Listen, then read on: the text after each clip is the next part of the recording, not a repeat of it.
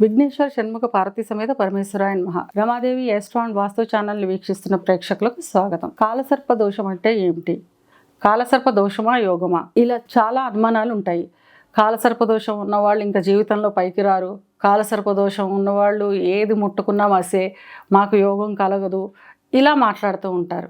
అసలు కాలసర్ప దోషం అంటే ఏంటి? నవగ్రహాలు ఉంటాయి. నవగ్రహాలు అంటే 9.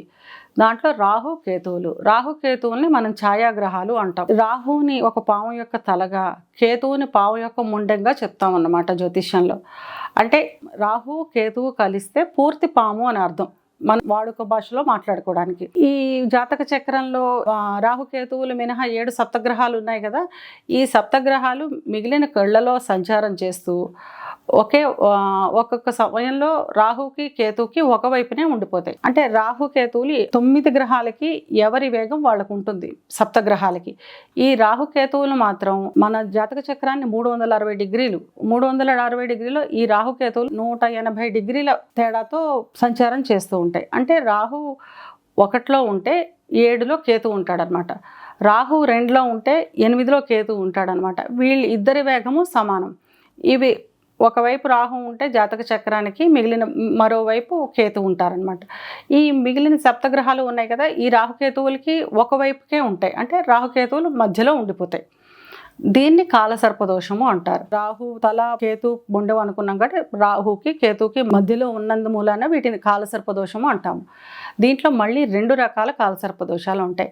సవ్యకాల సర్పదోషము, అపసవ్య కాల సర్పదోషము. సవ్యకాల సర్పదోషము అంటే రాహుకి ముందర గ్రహాలన్నీ ఉండిపోవడాన్ని సవ్యకాల సర్పదోషం అంటారు. రాహు వెనకాల ఉండిపోతాయి. రాహు ఎప్పుడూ అపసవ్య దిశలో సంచరిస్తూ ఉంటాడనమాట. ఆ వెనకాల గ్రహాలు ఉండిపోవడాన్ని అపసవ్య కాల సర్పదోషం అంటారు. ఇది దోషంగానే ఉంటుంది. ఇంకా చెప్పాలి అంటే 12 గళ్లలో సంచరించే గ్రహాలు ఈ 6 గళ్లలోనే ఉండిపోవడం వల్ల, ఈ రాహుకి కేతుకి మధ్యలో ఉండిపోవడం వల్ల ఎక్కువ గ్రహాల కలయిక ఏర్పడుతుందన్నమాట. మనం యోగాన్ని దోషాన్ని ఏం చెప్పుకుంటాం జ్యోతిష్యంలో? ఏదైనా 2 లేక అంతకంటే ఎక్కువ గ్రహాలు కలవడాన్ని దోషము లేదా యోగంగా చెప్పుకుంటాం. అలాగా యోగాలు దోషాలు ఎక్కువ ఉంటాయి కాలసర్ప దోషం ఉన్న చక్రంలో అన్నమాట. ఈ రాహు దశలో వీళ్ళు చాలా ఇబ్బంది పడే అవకాశం ఉంటుంది. అంటే ఈ 9 గ్రహాలకి రాహు ప్రాతినిధ్యం వహిస్తాడు. అప్పుడు ఈ అన్ని ఇబ్బందులను రాహు మహర్దశలో ఇచ్చేస్తాడనమాట. ఈ కాలసర్ప దోషం ఉన్న వాళ్ళకి మేజర్గా చెప్పేది రాహు మహర్దశ చాలా కష్టం జరగడం. ఈ మిగిలిన దశలో ఏంటంటే యోగాలున్న దశల్లో యోగం ఎక్కువ యోగిస్తుంది. దోషం ఉన్న దశలు వచ్చినప్పటికీ కూడా దోషం కూడా అధికంగానే ఉంటుందన్నమాట. అదే సవ్యం అంటే రాహుకి ముందర గ్రహాలు ఉన్న పరిస్థితిలో ఇది యోగంగా మారుతుంది. ఏదొచ్చినా కూడా వీళ్ళకి యోగాలే ఎక్కువగా ఉంటూ ఉంటాయి అన్నమాట. కనుక ఈ కాలసర్ప దోషం అనేది దోషమా యోగమా అంటే దోషమని పూర్తిగా చెప్పలేము, యోగమని పూర్తిగా చెప్పలేము. అసలు ఈ కాలసర్ప దోషం ఎందుకు వస్తుంది? మన పూర్వీకుల నుంచి సర్పదోషాలని వస్తాయి. సర్పదోషాలు 900 పైన సర్పదోషాలు ఉన్నాయి. ఈ 900 సర్పదోషాల్లో ఈ కాలసర్పదోషం అనేది ఒక విధమైన దోషం అనమాట. అంటే ఆ కుటుంబంలో సర్పదోషాలు ఉన్నాయి అని అర్థం అన్నమాట. ఎలా వస్తాయి అంటే మన పూర్వీకులు ఎవరో దేవతా సర్పాలకు అన్యాయం చేసి ఉండవచ్చు. దాని ద్వారా సర్పదోషాలు వస్తాయన్నమాట. ఈ సర్పదోషాల్లోనే ఈ కాలసర్పదోషం ఒకటి. ఈ కాలసర్పదోషం ఒకళ్ళకి ఉంది అంటే అదే కుటుంబంలో ప్రతి కుటుంబంలోనూ ఒకళ్ళకు ఉంటుంది. నేను చూసిన చాలా జాతక చక్రాలలో ఒకళ్ళది జరిగిన విషయం చెప్తాను. ఒకళ్ళు వివాహం కావట్లేదు బాబుకి అని చెప్పి తీసుకొచ్చారనమాట. తీసుకొస్తేనేమో అబ్బాయి జాతకంలో కాలసర్పదోషం ఉంది, బాబు జాతకంలో కాలసర్పదోషం ఉందంటే అబ్బే మాకు అసలు మా ఇంట్లో అసలు ఇప్పటిదాకా మాకు ఎవరు చెప్పలేదండి, దోషాలే లేవండి అంటే, మీ ఇంట్లో ఇలాంటి ఇబ్బందులు ఉన్నాయంటే అన్నీ ఉన్నాయన్నారు. సరే మీది పట్టండి అన్న. ఆయన దాంట్లోనూ ఉన్నాయి సర్పదోషాలు. తర్వాత మీ నాన్నగారిది వాళ్ళు అలాగే 5 తరాలు వాళ్ళ దాకా బ్రతికే ఉన్నారు వాళ్ళ ఇంట్లో అందరూ పట్టుకొస్తే 5వ తరంలో ఆవిడ చెప్పారనమాట. వాళ్ళ చిన్నతనంలో దేవతా సర్పం వచ్చిన సమయంలో దానికి మేము చంటి పిల్ల పడుకున్న సమయంలో పిల్ల దగ్గరకు వచ్చింది, దాన్ని మేము చంపి సంస్కారం అంతా చేసాము అని చెప్పారు. తర్వాత ఆ పిల్ల మరణించింది, ఆవిడ భర్త మరణించాడు. చిన్న వయసులో. ఆ తర్వాత తరంలో కూడా ఆవిడ చిన్న వయసులోనే భర్త మరణించడం జరిగింది.